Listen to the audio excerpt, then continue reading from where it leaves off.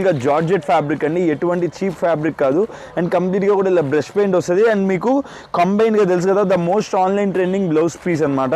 And మీకైతే కంప్లీట్గా కూడా శారీ మొత్తం కూడా ఇలా బ్రష్ పెయింట్ అయితే ఇచ్చేస్తాడండి. చాలా బ్యూటిఫుల్గా ఉండబోతుంది శారీ అయితే కన్నా. అండ్ మీరు చూడండి కంప్లీట్ శారీ మొత్తం కూడా ఇలా బ్యూటిఫుల్గా బ్రష్ పెయింట్ అయితే ఇచ్చేస్తాడు.